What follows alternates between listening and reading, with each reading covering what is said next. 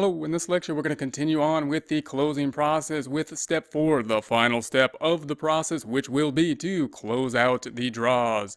Remember that the objective is to have the adjusted trial balance be converted to the post-closing trial balance. Adjusted trial balance is what we use to create the financial statements, and the difference between the adjusted trial balance and the post-closing trial balance will be that we want to have all temporary accounts, including draws, revenue, and expense bound accounts, to be converted to zero and have all that be in the owner capital account, meaning the owner capital account will now be including all these accounts underneath crunched into basically one number. We're going to do that with a 4-step process.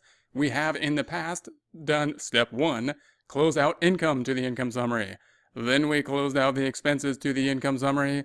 Then we closed out the income summary, that temporary account now having net income in it, to the capital account. Now we're doing that last step, which is to close the draws out to the capital account.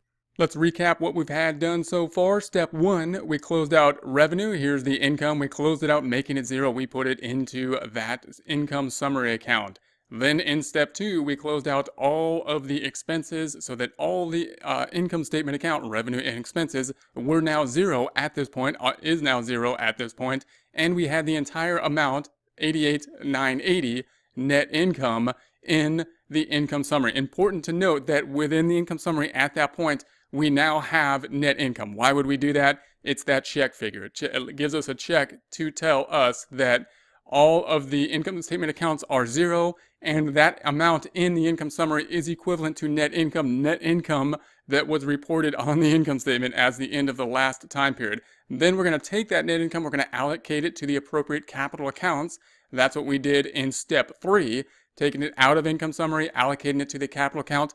Only one capital account in this case. If we were a partnership, there would be multiple accounts to allocate to. Now we have this draws here. So now we're on step 4. Everything is zero. All we have is this one draws account. The draws account's a little bit funny though, because we can see that it's not an income statement account. All other temporary accounts for the most part are income statement accounts. This is an account that on financial statements is on the statement of equity. And it also is kind of a contra equity account. Note that the equity account represents what the company owes to the owner. If we take a step back and say we're like the piece of paper, we're the company separate from the owner, this owner's capital represents what is owed to the owner. That's what the owner's equity section is. It has a credit balance, kind of like the liabilities do. And the draws has a debit balance, meaning it's the opposite, meaning it's kind of like a contra equity account, similar to the accumulated depreciation being a contra asset account, because assets have debits and the accumulated depreciation is contra to it. Why would that be the case? Because draws represents the amount of money that the owner took out. So if we think of ourselves as the business, as the piece of paper separate from the owner, and we think about the capital account representing what that piece of paper owes to the owner, if that piece of paper paid the owner the $5,000, then it no longer owes that $5,000 to it, and therefore the capital account should be going down by that amount. Let's see if that's what happens when we post out this final entry to the closing process. We see that there's a debit balance in the draws account. And if we have a trial balance, it really helps us to see if it has a debit or credit. If we don't look at the trial balance, we don't have that cheat sheet, we could easily go the wrong way. I would always have the trial balance to take a look at it. We want to do the opposite thing to it because we want to make it zero. Therefore, we're going to credit it. And if we post that out, we would credit it. And the other account is going to go to the capital. We're closing it out to the capital. So the debit then will go to the capital account. If we post that debit to our trial balance, then we have the $747,800 credit. We did the opposite thing to it, debiting it. That will make it go down to, in this case, $742,800. So this is what we have at this point in time. We have all of the income statement accounts zero, as well as that clearing account income summary being zero, and the draws being zero, and the $742,800 now should be the number that we reported on the balance sheet as of the end of the last time period, which was 12/31 in this case. So the post-closing trial balance we can think about as right after, as of 12/31, right after we closed it, or we can think about it as the first thing that happened January, period 1, where we have nothing in any of the temporary accounts, including the entire income statement. It's important to note also that although we are posting all of this as of 12/31, the cutoff date after the close of the last period, we're not actually doing it at that time period in time, because obviously we would have to make the financial statements, which would take some time after the year end. We're posting everything as of 12/31. We're not actually doing it as of 12/31.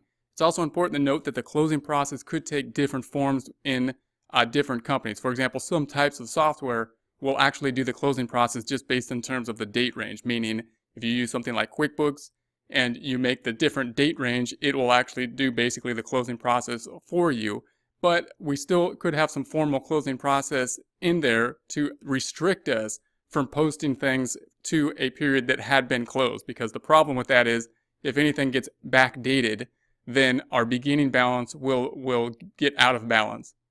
So whatever system we are using, we do want to understand the closing process, and we want to understand that if we're moving from a report that is going from the prior period to a trial balance that's going to another period that was after the closing process, that it's going to show that all the income statement was closed as of the closing time period and then was rolled over to the equity section. We need to basically realize that as we analyze the reports, as well as understand it if we are doing the closing process, as well as understand that when we are making journal entries or making adjustments after a closed time period, we need to be very careful to be posting things to the prior time period, because you'll notice all those accounts have been closed out. If we post anything to 12/31 or prior, then to a temporary account, that's going to cause us some problems in the future. So we have now converted the adjusted trial balance to the post-closing trial balance, closing out all the temporary accounts. How did we do that? We did the step 1, close out income to the income summary. Step 2, close out expenses to the income summary. Step 3, close out the income summary, now having net income in it, to the capital account. And step 4, finally, closing out draws to the capital account.